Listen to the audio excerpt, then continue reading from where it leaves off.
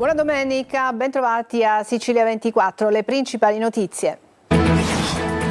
Palermo, 21enne ucciso con una pallottola in fronte per sedare una lite e soccorre un ragazzo. L'omicidio avvenuto davanti a decine di persone, ripreso dalle telecamere di videosorveglianza della zona. Scontri e guerriglia in autostrada tra tifosi del Catania e della Casertana alle porte di Salerno, lancio di fumogeni e pietre. Mazzara del Vallo ha dato l'ultimo saluto alla professoressa Maria Cristina Gallo, è stata la prima a denunciare lo scandalo dei ritardi nei referti oncologici all'ASP di Trapani. Emergono nuove verità sulla morte di Margaret Spada, la 22enne di Lentini che ha perso la vita durante un intervento di rinoplastica a Roma. Secondo il rapporto dei NAS, i soccorsi furono chiamati in ritardo.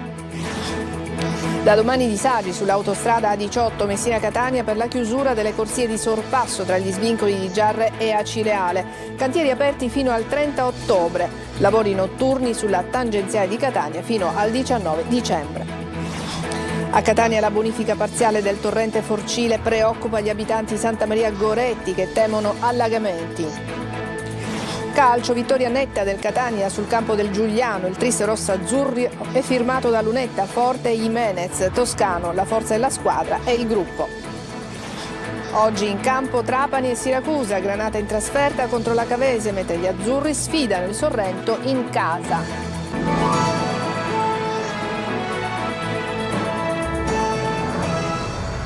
Bentrovati, la domenica si apre con una notizia ancora di violenze a Palermo e di sparatoria.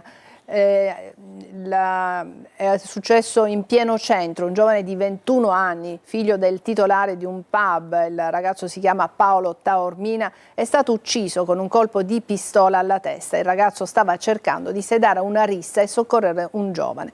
L'omicidio è avvenuto davanti a decine di ragazzi, sarebbe stato ripreso dalle telecamere della zona e gli inquirenti le stanno visionando. Sentiamo Marco Gullà. Ha provato a fermare una rissa, a soccorrere un ragazzo vittima di un pestaggio, ma è stato ucciso con un colpo di pistola. È accaduto nella notte a Palermo, nei pressi del Teatro Massimo, zona di movida notturna. Paolo Taormina, figlio dei proprietari del locale Oscruscio dove è avvenuta la rissa, aveva 21 anni. Il ragazzo intorno alle 3 del mattino si è accorto che un gruppo aveva aggredito un coetaneo ed è intervenuto in suo aiuto, ma uno dei componenti della banda, secondo le prime ricostruzioni, avrebbe estratto una pistola e fatto fuoco a distanza ravvicinata, puntando dritto alla fronte del 21enne ed è fuggito a bordo di uno scooter. Sembrava che Taormina fosse riuscito a sedare la rissa, ma all'improvviso il colpo di pistola. Sono in corso le indagini da parte delle forze dell'ordine. La zona, come vediamo, è stata transennata per permettere gli interventi della scientifica. Guerriglia in autostrada, alle porte di Salerno, ultra della Casertana hanno assaltato i tifosi rossazzurri di rientro da Giuliano. Fitto lancio di pietre e fumogeni sotto lo sguardo attonito degli automobilisti. Tonino De Mana. Fitto lancio di pietre, fumogeni e autostrada del Mediterraneo bloccata alle porte di Salerno per un pomeriggio ad alta tensione e follia causato dagli scontri tra tifosi del Catania e della Casertana. Oltre 100 ultras si sono affrontati all'altezza dello svincolo di San Mango Piemonte, invadendo le corsie autostradali, dando vita ad autentici duelli rusticani sotto lo sguardo attonito degli automobilisti. I supporters rossazzurri erano di rientro dalla trasferta di Giuliano, mentre quelli campani da Picerno. Ad innescare gli scontri sarebbero stati i tifosi della Casertana, che avrebbero iniziato a lanciare fumogeni all'indirizzo dei sostenitori catanesi. Gli ultraetnei avrebbero risposto con la stessa moneta, venendo a contatto e causando la paralisi del tratto autostradale. Sul posto sono arrivate diverse pattuglie della polizia stradale. Ai momenti di tensione si erano registrati anche in mattinata sul traghetto che da Messina viaggiava verso Villa San Giovanni. A scontrarsi in quel caso sarebbero stati un gruppetto di tifosi rossazzurri. Nella colluttazione alcuni tifosi sarebbero rimasti contusi. A Mazzara del Vallo il dolore per la scomparsa della professoressa Coraggio, che denunciò i ritardi nella consegna dei referti da parte dell'ASP di Trapani. Per quei ritardi Maria Cristina Gallo è morta di tumore diagnosticato con 8 mesi di ritardo. Chiesa gremita durante il funerale e il commosso ricordo del figlio Vincenzo, che ha detto: la tua forza era contagiosa, grazie di aver vissuto l'amore e la speranza. Laura Spanò. Mazzola del Vallo stamane si è fermato unendosi con il cuore alla famiglia di Maria Cristina Gallo, la docente che coraggiosamente ha denunciato le storture subite dal sistema sanitario. Il ritardo di 8 mesi nella consegna dei referti su un tumore non le ha permesso di curarsi in tempo, un ritardo che, come accaduto, l'avrebbe presto condotta alla morte. Una cattedrale gremita si è unita idealmente alla famiglia per farla sentire meno sola in un momento di così grande dolore. Al marito Giorgio Tranchida, ai 2 figli, alla mamma di Maria Cristina, al fratello e la sorella, presenti anche i sindaci di Mazzara, Salvatore Quinci, e di Campobello, Giuseppe Castiglione. Maria Cristina ha vissuto la sua vita spargendo semi col desiderio che diventassero alberi, ha sparso semi di speranza, di vita, di cura in tutti i campi, dalla famiglia al sociale. Così il vescovo Angelo Giordanella all'inizio delle esequie. La malattia che ha segnato e cambiato la sua vita è diventata anche un simbolo di battaglia per molti, e la sua lotta si è fatta battaglia civile, ha detto nell'omelia Don Giacinto Leone, padre spirituale di Maria Cristina. Toccante poi il messaggio di Vincenzo, il figlio 25enne della docente. Mamma, spero che quello che hai denunciato sia segno di una svolta in Sicilia. La tua battaglia servirà per tanti altri che hanno vissuto e vivono la tua stessa condizione. Tu hai scelto di infondere speranza, fede, e lo hai dimostrato fino alla fine. Guidavi tutti noi, ci proteggevi, la tua forza era contagiosa. Grazie di aver vissuto l'amore e la speranza. È il mistero a Palermo sulla morte di un uomo di 73 anni che era andato al pronto soccorso di Villa Sofia. Per 10 giorni si sono perse le sue tracce, poi è stato trovato al 9° piano della stessa struttura privo di vita. È stata sequestrata ai carabinieri la salma e adesso si attendono ulteriori dettagli. Marco Gullà. È avvolta dal mistero la morte di Giovanni Cuvello, l'anziano sparito dal pronto soccorso di Villa Sofia a Palermo e trovato ieri morto in una stanza al 9° piano del nosocomio. L'uomo risultava scomparso dal tardo pomeriggio di martedì 30 settembre. Giovanni Cuvello era stato portato al pronto soccorso dopo aver accusato un malore, ma prima di essere visitato si sarebbe allontanato facendo perdere le sue tracce. A distanza di 10 giorni il corpo senza vita del pensionato è stato ritrovato in un reparto al 9° piano dello stesso ospedale. La salma dell'uomo è stata sequestrata. I carabinieri stanno indagando per accertare cosa sia successo e come mai l'anziano sia stato trovato senza vita in un locale tecnico. I familiari nel frattempo chiedono chiarezza. Nostro fratello, dicono, è stato trovato ieri pomeriggio, non ci sarebbero state altre tracce della sua presenza. La stanza era pulita. Com'è possibile se è rimasto lì 10 giorni? Abbiamo presentato querela contro i responsabili del pronto soccorso. I carabinieri, oltre alla salma, hanno sequestrato anche le cartelle cliniche e dovranno acquisire, come richiesto nella querela, i video all'interno dell'ospedale per cercare di ricostruire gli spostamenti di Cuvello. A Favara si continua a cercare il corpo di Marianna Bello, scomparsa dopo il nubifragio del 1° ottobre. Le operazioni sono state prorogate e domani torneranno in azione i cani molecolari dei carabinieri. Davide Sardo.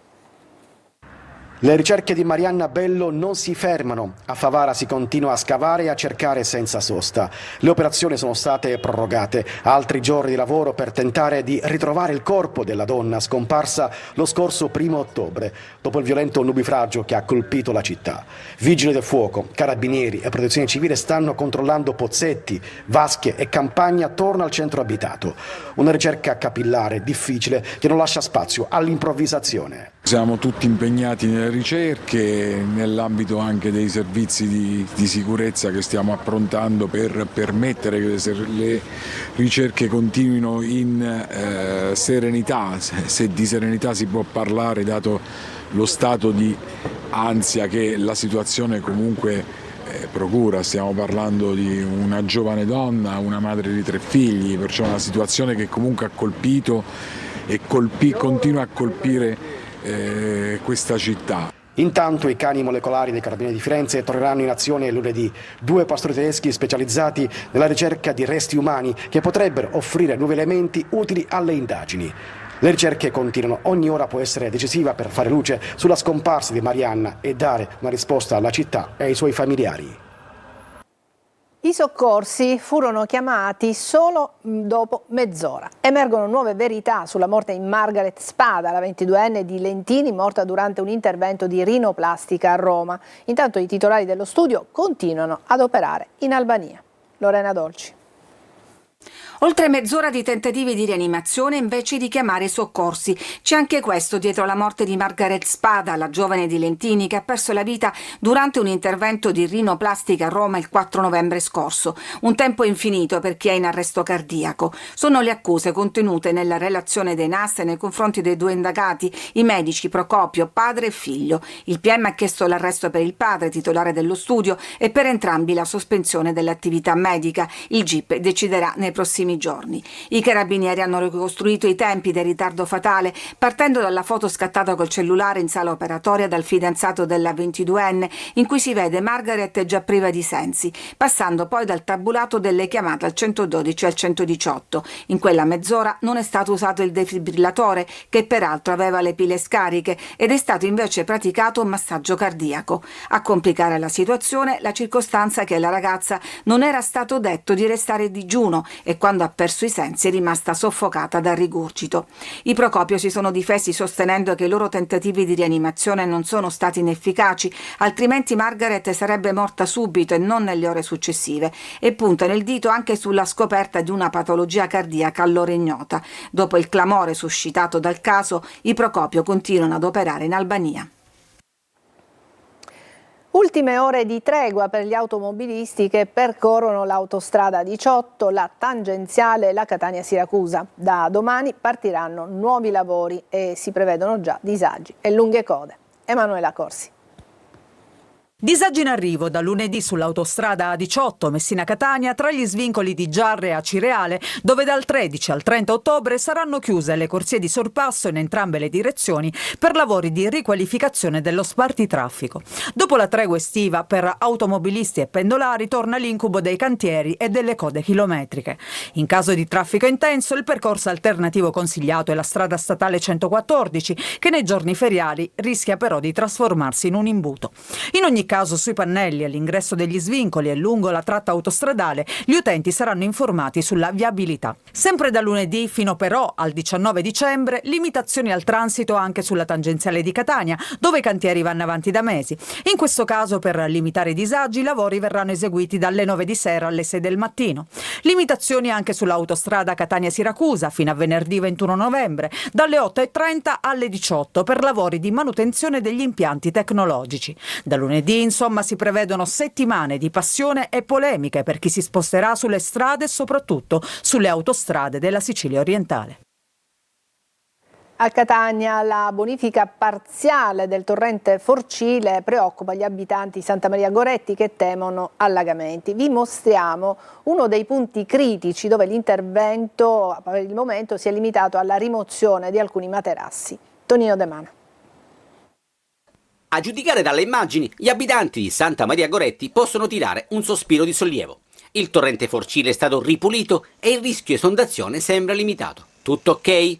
Neanche per idea, visto che l'intervento di pulizia dell'alveo è stato effettuato solo nella parte visibile, probabilmente quella facilmente raggiungibile dai mezzi meccanici. Il resto è quello che vedete. Più si va a monte, più aumenta la vegetazione incolta, con le canne che praticamente ostruiscono il corso d'acqua, rendendolo invisibile. In questo punto, a meno di 5 metri dal muro perimetrale della scuola primaria Rita Atria, il pericolo è evidente ed è altrettanto evidente che la zona necessita di un intervento serio, urgente e risolutivo. Ad onor di cronaca, in questa improvvisata spianata di terra riportata, qualcuno è intervenuto, ma solo per togliere questi materassi finiti nel letto del Forcile. Sono tante le segnalazioni alla nostra linea di WhatsApp 342 74 55 005, richieste di aiuto e messaggi di indignazione da parte dei residenti del villaggio che si sentono presi in giro per una bonifica ritenuta farsa. Noi lasciamo alla vostra immaginazione cosa potrà realmente accadere in caso di un nubifragio. Dal Forcile all'Acquicella siamo all'altezza di Faro Biscari ed anche qui l'intervento sembra fatto a metà. Basta osservare con attenzione per avere conferme. Di sicuro dal torrente, oltre alla vegetazione, è stato rimosso di tutto con decine di pneumatici accatastati ai margini della strada in attesa che una ditta specializzata li possa smaltire. Intanto, dopo la pulizia, seppur approssimativa, qualcuno ha pensato bene di sbarazzarsi di alcune sedie in plastica. Indovinate dove sono state gettate? Nel torrente, naturalmente. Adesso una breve pausa, a tra poco.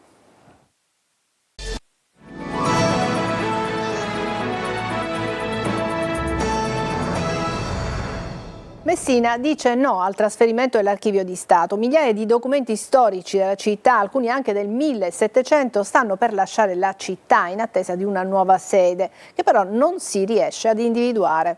Francesco Triolo. Migliaia di documenti, la storia scritta di Messina, atti notarili, permessi, leggi, documenti comunali risalenti anche al 1700 che erano custoditi nell'archivio storico, devono lasciare la città perché è scaduto il contratto d'affitto della sede e non è stata individuata un'altra. Un trasferimento in sordina, quello in un'azienda di riposto senza alcun avviso pubblico se non nelle ultime settimane quando è stata comunicata la chiusura all'utenza. Così oggi cittadini, associazioni, istituzioni si sono ritrovati in piazza Unione Europea chiedendo che venga trovata una soluzione che quei documenti non lasciano Messina. Non si scherza su queste cose, perché purtroppo quello che stiamo vivendo oggi non solo è umiliante, ma è gravissimo, perché è una città che ha perso già tutto. Perdere anche quello che è il patrimonio cartaceo, non devo essere io a dirlo. Cioè non deve essere un cittadino a dare questa cosa, forse sì, è anche vero che i cittadini devono fare questo, però io mi auguro che non si arrivi un'altra volta, insomma, come è successo adesso, all'ultimo momento, a dire vediamo cosa possiamo fare, perché intanto i camion con i faldoni sono già partiti. In piazza anche il sindaco Federico Basile, l'amministrazione si è trovata a conoscenza del problema all'improvviso e solo ieri è riuscita ad avere un'interlocuzione col Ministero. Abbiamo già delle soluzioni, devo dire che anche molti privati mi hanno contattato mettendosi a disposizione e questo è un dato che voglio fare rilevare perché c'è un senso importante di appartenenza.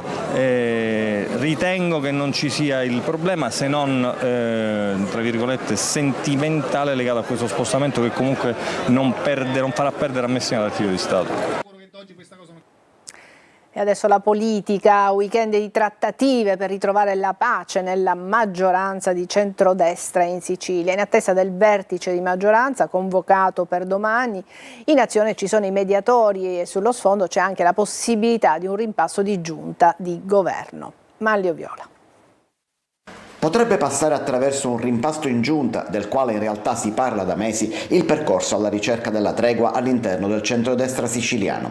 Passati ormai 2 giorni dalla fine del giovedì nero, durante il quale il governo è stato battuto da pezzi importanti della sua stessa maggioranza, ben 17 volte in aula, sono adesso entrati in azione i mediatori. Si tratta di ricucire una coalizione ormai spaccata in due, da una parte Fratelli d'Italia, Autonomisti e Cateno De Luca, che per quanto parli di appoggio esterno ormai di questa maggioranza è parte integrante, dall'altra parte DC, Lega e Forza Italia, anche se dentro gli azzurri sono sicuramente stati numerosi i franchi tiratori anche in questa occasione. In prima analisi bisogna far tornare a parlare Schifani con Galvagno. Fra i presidenti è calato il gelo, nonostante Galvagno ieri in un lungo post abbia negato tensioni col presidente della regione, rinnovando stima e affetto. Poi bisogna trovare equilibrio nella guerra interna fra Fratelli d'Italia e Lega, che è il vero nodo interno alla coalizione. Infine c'è da risolvere la questione Grande Sicilia, con gli alleati che accusano gli autonomisti di giocare su più tavoli, federati con Forza Italia, da un'altra parte con Fratelli d'Italia, nei territori dove serve anche con le opposizioni. Per cominciare lunedì si pensa di azzerare gli assessori tecnici e dar vita a una giunta interamente politica per questo ultimo anno e mezzo preelettorale. Significherebbe salutare il contestato assessore all'economia Alessandro Dagnino, ma anche l'assessore regionale alla salute Daniela Faraoni. Non si tratta di una cosa semplice, a trovare la quadra sarà un lavoro lungo e complesso, non certo da chiudere nel semplice vertice di maggioranza convocato per lunedì alle 12 a Palazzo d'Orleans. Breve pausa e poi il calcio.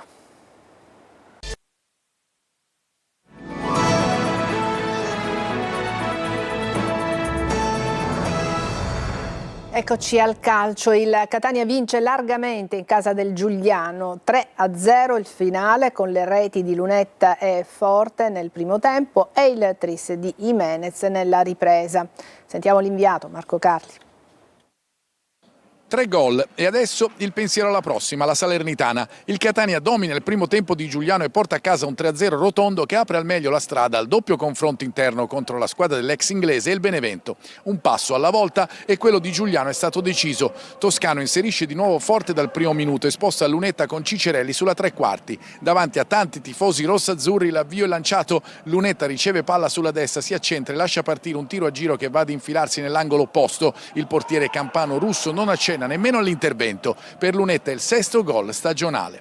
I rossazzurri avrebbero subito la palla per indirizzare definitivamente il match, ma Forte si presenta davanti al russo che para la conclusione dell'attaccante. Si poteva fare meglio, ma la punta avrà modo di rifarsi. Del Giuliano nessuna traccia, se non una conclusione di Esposito respinta da Dini. Il Catania controlla e riparte. Forte sfrutta l'opportunità, è bravo a saltare con un controllo i difensori avversari e a concludere con precisione alle spalle di Russo. 0-2, terzo gol in campionato per lo Squalo, che mette così in discesa la partita del Catania. Nel frattempo si era fermato per infortunio Cicerelli, rilevato da Stoppa. Nella ripresa Cudini inserisce Balde, soprattutto Borello, che crea maggiori problemi alla difesa etnea. Il Catania abbassa il baricentro ma non rischia fino alla conclusione di De Rosa, che si stampa sul palo e esce facendo concretizzare il 7° clean sheet su 9 partite del Catania. Entra anche Caturano, ma diventano protagonisti Stoppa e Jimenez. Il primo chiede un rigore per un intervento di Prezioso e poi, quasi a fine gara, conclude con un gran tiro sul palo. Il più lesto ad arrivare sul pallone è proprio Jimenez, che mette in rete il gol dello 0-3. I rossazzurri hanno anche la possibilità di segnare il poker con Raimo prima del fischio finale. Toscano applaude i tifosi che intonano cori per la squadra. La Salernitana è avvisata, questo Catania comincia anche a divertirsi. E ora sentiamo la soddisfazione di Mimmo Toscano a fine gara, raccolta sempre da Marco Carli. Oggi per la prima volta dopo tanto tempo parlavo alla squadra prima della partita. Ho visto tutti presenti e questa è una bella notizia, dove ti puoi giocare tutte le tue frecce nell'arco, che sono tante, perché ci sarà bisogno di tutti. La scorsa settimana non è entrato Stoppa, è entrato D'Ausilio, è entrato bene. Questa settimana è entrato Stoppa, ha fatto bene, magari non ci sarà la possibilità di far entrare D'Ausilio. Questo deve essere lo spirito, i ragazzi lo devono sapere, perché tutti hanno le qualità per poter determinare, a prescindere se sia dal primo minuto, per 10 minuti, per 45 minuti, perché la forza del Catania dovrà essere questa. Era importante venire qua in un campo difficile, un campo sintetico dove tante squadre hanno sofferto, fare una partita del genere, vincere in modo netto, anche se ci sono ancora fasi della partita dove dobbiamo fare qualcosa in più. I ragazzi lo sanno e ripeto, quando dico le cose io è perché le condividiamo. Se vogliamo crescere dobbiamo analizzare quei momenti della gara dove possiamo fare molto meglio. Per il Trapani oggi trasferta in Campania contro la Cavese, torna in casa il Siracusa che ospita al De Simona il Sorrento. Sergio Colossi.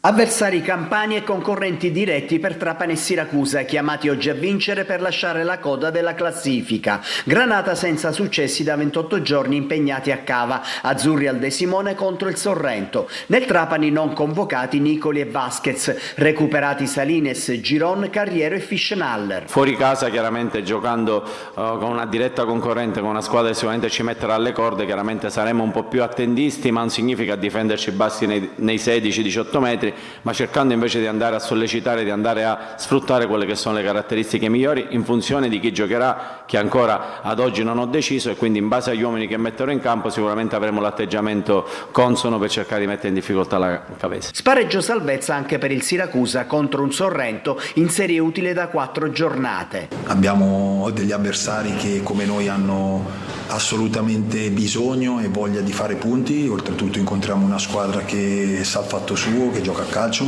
quindi ci aspetta sicuramente una partita molto battagliera. Vogliamo sicuramente rimediare a quello che abbiamo fatto scorsa settimana. Io è da una settimana che sto veramente male. 23 convocati da Turati, assenti Alma, Job, Sciapola e Gudelevicius, in campo dall'inizio Zanini, Bonacchi e Molina. Ci fermiamo qui, in chiusura vi ricordo il servizio col quale abbiamo aperto questo nostro telegiornale. Intorno alle 3 di oggi un giovane di 21 anni, Paolo Taormin, è stato ucciso a Palermo. Il ragazzo stava cercando di sedare una rissa scoppiata in un pub. Un suo amico racconta erano in 10 che stavano pestando un ragazzino e lui è intervenuto. Da lì poi è partito un colpo che lo ha freddato con un colpo che lo ha raggiunto alla fronte. Altri dettagli nella prossima edizione di Sicilia 24 alle 14. Per il momento grazie per averci seguito e buona domenica.